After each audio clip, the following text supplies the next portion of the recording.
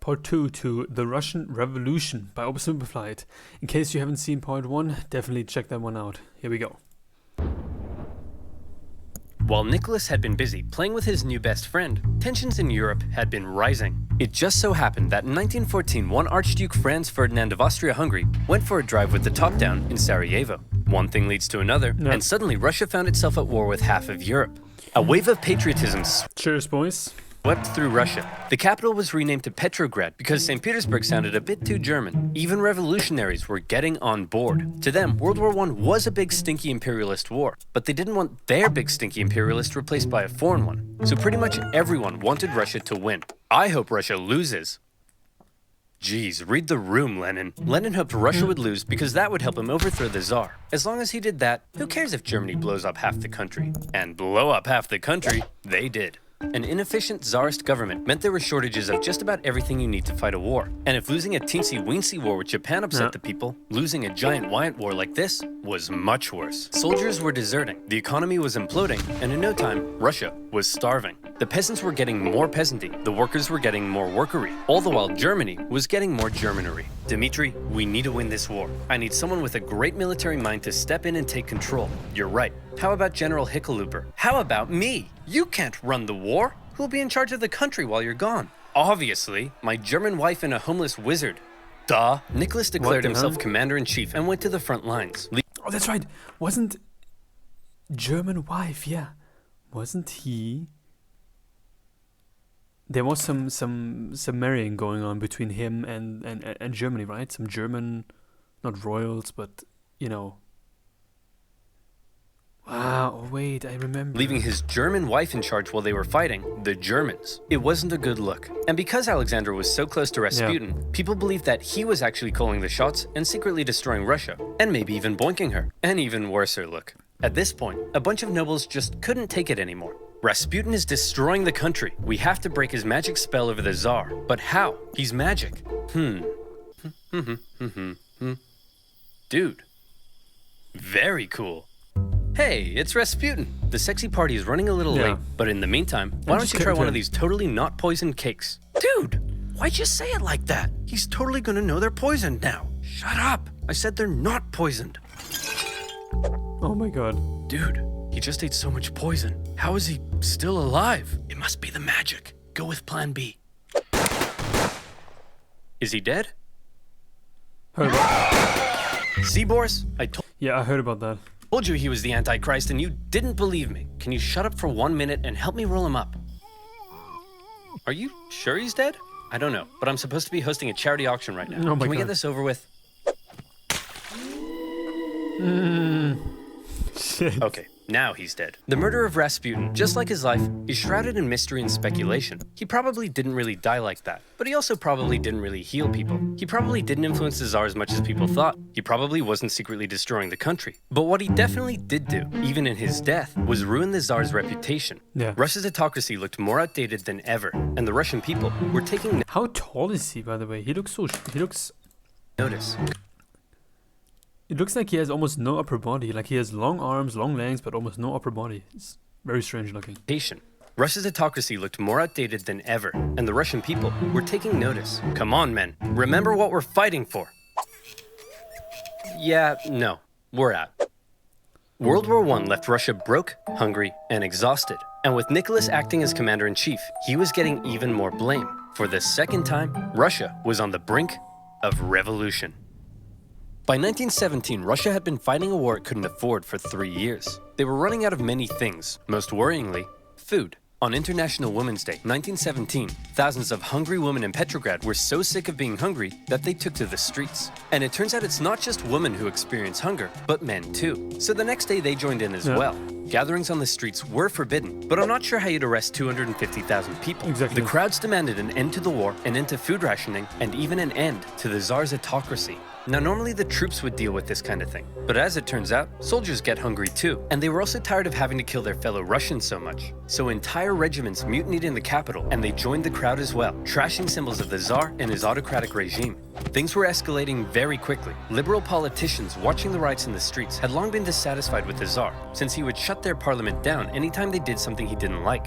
They believed the only way to bring stability back to the streets was for Nicholas II to abdicate. The riots continued. The police fired on soldiers. Soldiers fired on soldiers. The workers re-established the Petrograd Soviet. Politicians began arresting the Tsar's ministers. He may have been an autocrat, but he just lost complete control of his capital city. Talk about embarrassing. Nicholas, the troops have turned against us. The people have taken over the city. They've even cut my phone line. Hello? Hello? The phones are down. Things must be bad. I'd better go back there. Nicholas hopped on the next train back to Petrograd, but he never made it to the city. His train was met by military generals and other politicians. What's going on? Nicholas, look man, we need to talk. It's not you, it's us. Who am I kidding? No, it's definitely you. During the whole crisis in Petrograd, the liberals convinced the generals that if Nicholas abdicated, the people would calm down, and the generals were on board. They didn't have time to quell the chaos, because don't forget, they were still losing a global, all-encompassing war. That's what I mean. They were still fighting. They were still fighting on the Eastern Front against Germany. I mean, all this is going on. Your government is falling apart while you fight World War One. I mean, against the Germans. And with the military no longer on his side, Nicholas had no choice but to step down. Yeah. Throughout his entire reign, he had done everything he could to keep all the power for himself. And in the end, that's exactly what left him with none. But then there was a big question. Who would replace Nicholas? Well, his son Alexei was next in line. Hey buddy, Daddy couldn't handle the complex socioeconomic problems of a giant multinational, multi-ethnic empire that's engaged in total war with all of Europe. You think you could give it a shot? Alexei just wasn't ready to be Tsar. Nicholas did have a brother, but wait, how many kids did he have? Alexei... One. Wait, it's. I guess one is his wife. 1, 2. Oh, that's his wife. 1, 2, 3, 4. Why are they all wearing? They all look like wedding dresses almost. Interesting. He just wasn't ready to be Tsar. Nicholas did have a brother, but given the state of the empire, he wasn't keen either. And so, 300 years of Romanov rule in Russia just kind of came to an end. The earlier 1905 revolution hadn't changed much, but this new revolution had left Russia without a Tsar. And still, before the year was over, there would be one more revolution left to come. Nicholas's failure as commander of the armed forces was the final straw that broke the camel's back. Do you think maybe you could have done any better? Well, guess what? It's time to find out in Rise of Kingdoms. Rise of Kingdoms. Let me see. Let's go. Blah blah blah blah blah blah blah. Oh yeah. Hungry woman, absolute chaos, and the end of the Tsar.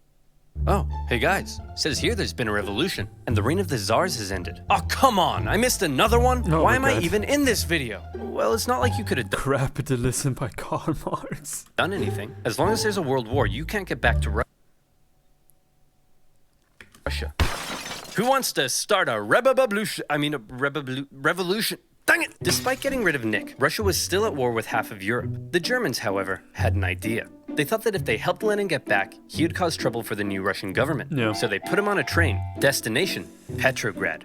It was a long journey, and while Lenin was cooped up in his train... That's interesting. That's interesting because when I knew that Lenin was being sent back to Russia, but I always wondered, even though he was a Russian citizen, how was he even able to get through the front into, enemy's land? That's crazy. It's crazy. So they actually helped him.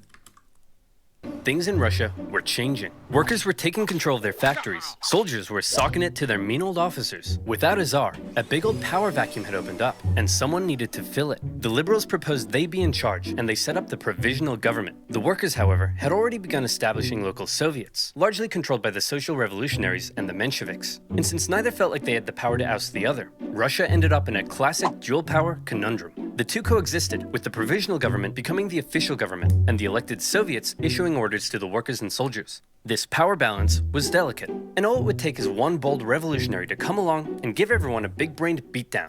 Oh boy, Lenin's coming home. I can't wait for him to see all the great things we've accomplished. And I'm gonna show him my fan art. Oh look, here he comes now. Shut up, shut up! You all suck! The provisional government sucks, the Soviet sucks, even your fan art sucks! Oh my god.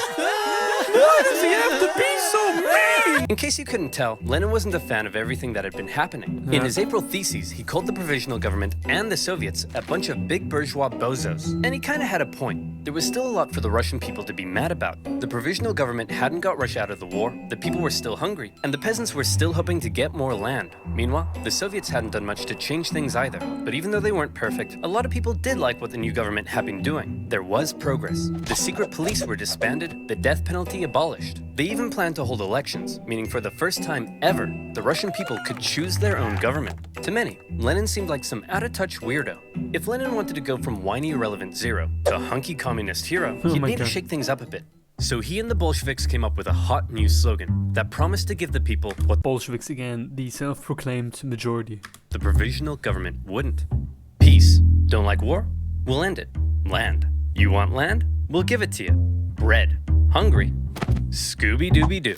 Lenin also called for all power to the Soviets, which meant getting rid of the provisional government and having the Soviets run the place. A communist dream. The people liked these slogans, and bit by bit, the Bolsheviks became more popular. Some Mensheviks even began switching sides. But even though the people thought Lenin's slogans rocked, as long as the provisional government didn't mess See, that's the fucking DJ from the previous video. up, they'd continue to support it. So let's check in on the provisional government. Oh, provisional government, you've made a big mess. The provisional government lasted for just 9 months, but those 9 months were chaos. The people wanted Russia out of World War I, but Minister of War Alexander Kerensky thought instead of doing that, why not do the exact opposite? If the people saw more Russian victories, they'd have to support the new government, and that went just about as well as you might expect. These heavy defeats worsened the Russian economy and made the hungry people hungrier. And by now, I think you know what comes next. They trashed the place. More looting, more rioting, more... Yeah, you got a flat I screen. think you know what comes next. They trashed the place. More You looting, got a flat screen, a Samsung, of course, a cute then. more rioting, more violence. It was like the Tsar had never abdicated. Yeah. Tens of thousands of armed workers took to the streets during some of the worst violence Petrograd had seen yet. And in response, Kerensky called in the troops, who opened fire on the demonstrators. For now, Lenin and other Bolshevik leaders wanted to distance themselves from the violence, but the crowds marched under Bolshevik slogans, and as a result, Kerensky, now the prime minister, took the opportunity to stamp down on the Bolsheviks. Their leaders were arrested, Lenin was accused of being a German agent, and he was forced to flee to Finland in disguise. This sucks! I mean, it's the accusation that he might be a German agent is not too far off. Now, obviously, he came originally from Russia, but he did spend quite some time, well, not in Germany, but in Switzerland. But it seems that the Germans wanted, were pretty much, suggesting, why don't you go back? So the Germans were definitely involved. So the accusation is, it's understandable. Now I'll never get to have my revolution. Why are you wearing a dress? It's a disguise, idiot! And it makes me feel pretty. Kerensky had successfully dealt with the violence, but he just couldn't catch a break. This increasing support for more extreme forms of socialism, along with the poor handling of the war, alarmed traditional liberals and bougie business boys. To appease them, Kerensky decided to promote a military legend to Supreme Commander of the Armed Forces, someone who hated the revolution, loved the death penalty, and was devoutly anti-socialist, General Kornilov. Hey man, Wow. thanks for the promotion. That was real swell of you. Of course, with you by my side, who would dare try to overthrow me? How about me? Yeah. I did not see this coming. Unfortunately for Kerensky, Kornilov hated the liberal and socialist reforms of the new government, particularly the dumb socialist soldiers' committees. The army was no place for undisciplined left-wing snowflakes. Fearing a Bolshevik takeover was imminent, Kornilov ordered his men towards Petrograd to oust the Soviet and take over. Kerensky freaked out, and he needed help. Since he knew Trotsky was finger-licking good at organizing, he and other Bolshevik leaders were released, and they, along with the Soviet, organized the defense of Petrograd. Kornilov had the power of soldiers, But the Soviet had the power of workers, and they did what workers do best. Railroad workers diverted Kornilov's men away. Telegraph workers messed with his communications. They even infiltrated his forces and encouraged the demoralized men to desert. They were also armed en masse, but in the end, no fighting was necessary because Kornilov's coup just fell apart, and Kornilov was sent straight to prison. Wow. Everything was coming up Kerensky. Hey, thanks for the help, boys. Couldn't have done it without you. Now that there's no longer any threat, how about you, return all those guns I gave you? Yeah, right. No. Oh, no! In order to kill a rat, Kerensky had just given a gun to a bear. A Bolshevik bear. The whole affair was a huge propaganda win for them. They had defended the revolution, and their popularity skyrocketed. They found themselves elected to the Petrograd and Moscow Soviets, with Trotsky even becoming chairman in Petrograd. They were now in a very powerful position. Almost powerful enough for Lenin to return home from Finland and finally stage his long-awaited communist revolution. The Bolsheviks began planning their takeover of the Russian government. Some got cold feet and began arguing against Lenin's armed revolution in favor of a more peaceful approach, and they even wrote newspaper articles about it, which kind of gave the whole scheme away. The Bolsheviks are planning an armed In case you still haven't noticed, look at the picture. Every time you see a picture of the back in a frame, it's someone squatting. revolution? I did not see this coming. Kerensky began arresting Bolsheviks, and as a result, Lenin and the boys felt they had no choice but to commence the revolution right now. Yeah. Lenin was back in Petrograd, but was still in hiding, so Trotsky got the ball rolling, using his position as Soviet chairman to organize the Bolshevik militias. Now, if you were to ask Soviet artists, the revolution went something like this. As much as they would like you to think it was a glorious, violent, heroic takeover, the truth seems to be a little more underwhelming. The Bolsheviks just kind of walked into key buildings in the city and took control. Bolshevik supporting sailors even brought in a huge battleship, but there wasn't really any fighting. Nobody really tried to stop them. In just one day, they took control of the city. Next, Kerensky just managed to escape before the Bolsheviks surrounded the Winter Palace, placing the provisional government under siege inside. Is it safe to come out yet? I think so. Fear my revolutionary might. Give me that. That night, Lenin came out of hiding to play a bigger role in the revolution. With him back at the helm, they had one more job to do: storm the Winter Palace and arrest the provisional government. Yeah. And here comes the final showdown. The palace was defended by a force known as the Battalion of Death, who immediately gave up. And just like that, Lenin had won. As far as violent, bloody revolutionary uprisings go, this wasn't really one of them. But Lenin was finally in charge of Russia. He had spent his whole life dreaming of this moment. He set up the first Council of People's Commissars. It's interesting though that actually Russia had a premier minister for some time. I totally didn't know that. So what was Lenin now? Was he a monarch? Was he His own cabinet with him in charge. This was or just straight up, a dictator? it. His chance to finally make his communist utopia with equality and freedoms beyond compare. Hey Lenin, before we took power, they were planning on holding elections. Shall we go ahead with those? Of course. You can't have a communist utopia without high levels of political participation. The proletariat should be free to elect who it. What? The social revolutionaries won. We lost. Those don't count. Lenin claimed the elections were unfair, and the Constituent Assembly they created Mensheviks, Cadets, Ukrainian SR Party, Bolshevist Social Revolutionaries. was counter-revolutionary. He presented the new assembly with a motion that basically said, sign here and give up your power. And when Now, since there's Ukraine also, I would like to know how many people were actually considered, like, what was the population of Russia back then with all the annexed other countries that they actually had? So like Georgia, Azerbaijan, Armenia, all that stuff. When the assembly was like, no, Lenin said, see, they're disobeying me. Proof they're counter-revolutionary. Shut it down, boys. Moderate socialists and others weren't happy when Lenin had the assembly closed by force, and when campaigners began taking to the streets, they were fired upon. For Lenin, setting up a communist utopia was looking suspiciously like setting up a dictatorship. While he was implementing many of the communist policies you'd expect, he was also refusing to work with other political parties and cracking down on opposition. Yeah, exactly. Hey Lenin, are you setting up a dictatorship? I'll shoot you if you are. Of course not. What a crazy theory. Anyway, I'm pleased to announce I'm setting up a secret police force to repress and kill traitors. And by traitors, I of course mean anyone not loyal to me.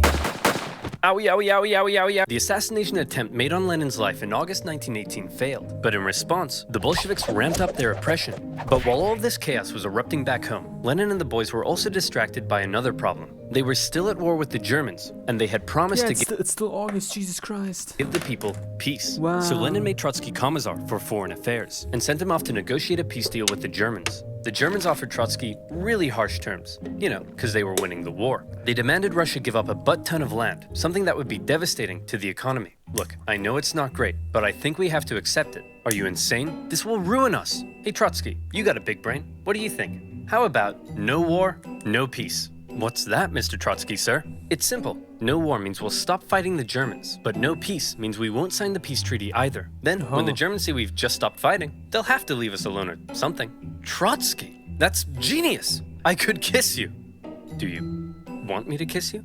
Stop asking me that. Trotsky's no war, no peace plan was a huge success. Oh, wait, no, just kidding. It went exactly as you'd imagine. When the Germans saw the Russians had stopped fighting, they slammed 700,000 troops deep into Russian territory with no resistance. Now, the new peace treaty offered by the Germans was way worse, with Russia losing a huge amount of territory, population, and resources. The Bolsheviks had no choice but to accept, and Russia was humiliated.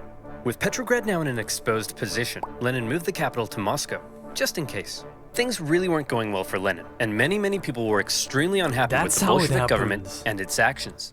Lenin, you've pissed off so many people that they've united against you. We're under attack. Relax, we always expected some counter-revolutionary pushback. I think we can handle a few angry monopoly men. But Lenin, it's not just the monopoly men. Okay, who are we up against? Well, the liberals, the social revolutionaries, national separatists in Poland, Finland, the Ukraine, independent warlords setting up chiefdoms, anarchist rebels, the Green Peasant armies, the Cossacks, the Caucasian states, the Baltic states, the British, the French, the Americans, and the Japanese. Oh, and a legion of Czechoslovakian soldiers seem to have taken over the Trans-Siberian Railway and stolen all the imperial gold reserves. What? How could this get any worse? Oh, and it says here your mother-in-law is coming to stay. No! A variety of anti-Bolshevik forces had united together to topple Lenin's government, and Russia descended into a full-blown civil war. Now, the Russian Civil War was extremely intricate and would really need its own video, but essentially, the anti-Bolshevik white movement gained control of It's crazy, and yet Germany still lost World War I, even though that shit was happening the entire time. vast underdeveloped areas, while the Bolshevik Reds controlled the industrial heartland. Using this to their advantage, along with the surprising military genius of Trotsky and the shocking disorganization of the White Army, the fortified Red Army gradually came out on top. It was an absolutely brutal conflict, with both sides committing horrendous atrocities. To maintain order at home, the Bolsheviks began the Red Terror, and the secret police would execute tens of thousands of suspected traitors. No one was safe from the violence, not even Nicholas himself. You've probably been wondering what Nicholas has been up to this whole time. Well, after his abdication, he and his family were placed under house arrest. At first, they were allowed to live in their usual luxury, but after Lenin took over, their conditions worsened. The Bolsheviks were just holding on to Nick until they could work out what to do with him, but the Civil War complicated things. The last thing they wanted was for Nick to be freed by the White Armies. And so, to stop this from happening, Nicholas's Bolshevik guards decided to act. It's not entirely certain whether Lenin ordered it, or if the guards were acting on their own volition. But on July 17th, 1918, with White Armies approaching, they woke Nicholas and his family in the middle of the night. Wait, I thought we already had August. Why is it July? 1918? And brought them into the basement.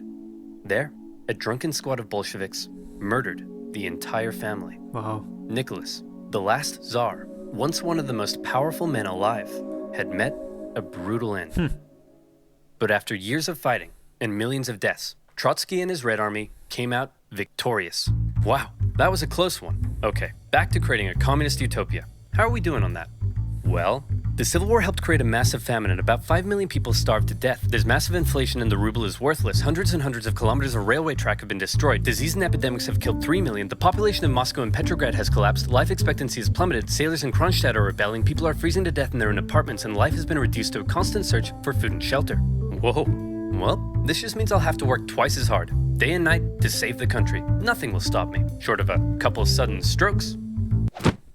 Get the doctor. One thing you have to keep in mind is that everything I've been talking about, the Civil War, the assassination attempt, and Lenin's struggle to maintain control at home, were all happening around the same time, and it must have been extremely stressful. Lenin began getting headaches, insomnia, and in 1922, he suffered 2 separate strokes. As the Soviet Union was officially declared under a strict one-party system, Lenin's health continued to decline, Oh, and his shit. ability to lead the Communist Party went with it.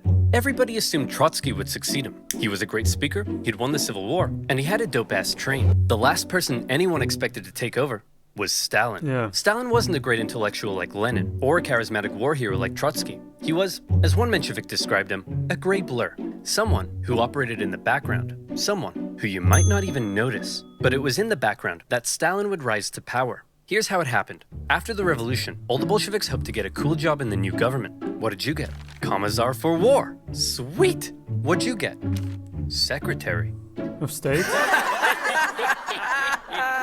Stalin was made general secretary for the Communist Party. It wasn't what he wanted, but Stalin quickly realized that even though it wasn't fancy, it was a powerful position. As secretary, he had the power to give people jobs within the party. So he would give jobs to all of his pals, who in turn would give him their support. The more pals he gave jobs, Wait, the the more secretary got that though? Had the permission to actually do that? That's quite strange. power he got. The more power he got, the more pals he got. Lenin may have been having wall-to-wall strokes, but he was still involved in the party, and he was taking notice. He wasn't a fan of Stalin abusing his position, or insulting his wife to her face. Lenin knew he couldn't let Stalin take over, but by this stage, he was just too sick to fight it. Hey man, tell whoever's in charge of giving people jobs not to let that jerk Stalin become the next leader. We already know this part. By the way, who did I put in charge of giving people jobs? That would be Stalin, sir. Bleh. Whoa. Deja vu. Lenin's last wish was to not let Stalin take over, but by the time he died, Stalin was too powerful to remove. He had his remaining opponents arrested or killed. Trotsky was banished and fled to Europe. Eventually, he would be assassinated by Soviet spies in 1940. Our dear comrade Lenin has died. We should have a state funeral. No. Let's mummify him and put him on display so people can look at his dead body forever. That's gross. You're gross. Guards, kill him. Lenin had waited so long to take control in Russia, but he never got to see his communist utopia. His short time in charge was spent dealing with the destroyed Russian economy, World War I, and the Civil War. He was cruel and merciless, but he really did seem to believe communism would make Russia a better place. Stalin, on the other hand, would take the Soviet Those old wheelchairs were just creepy as hell. I mean, Union down a different path. If you thought Lenin was a tyrant, well, you ain't seen nothing yet, girl. A secret police state, a rapidly militarizing superpower led by a paranoid man who deeply distrusted the West, would see the world come to the brink of nuclear annihilation. That's right, I'm talking about. But in between the Cold War and this video ending, there were about 25, 30 years. Remember to click the... Alright. Wow. What a great video, not gonna lie. I learned very little of this in school whatsoever. I knew a little bit about this because I've seen quite a few documentaries, historical documentaries in the past, but it certainly refreshed my memory, and it's just, to me, what was the most crazy thing about this whole story is that almost all of this was going on in not all of this, but a lot of things were going on in 1970, 1980. So as they were fighting the First World War, I mean, your government is falling apart. There's a revolution in your country, and you have to fight World War One. It's like if that doesn't require multitasking, I mean, I don't know what does. Just holy crap! Wow. I would like to know if any of you guys are from Russia, or from one of the former Soviet states. I'd be very curious to know if you actually learned about the Russian Revolution, and if yes, how much and how detailed. Was it as detailed as this one? I'd be very curious to know. Other than that, I hope you like, comment, and subscribe, and definitely let me know in the comments which videos you would like to see next. I'm open to any historical videos, but it goes from A to Z. I'm open to watching everything at least once. So yeah, definitely let me know, and I hope you guys enjoyed, and I'll see you soon.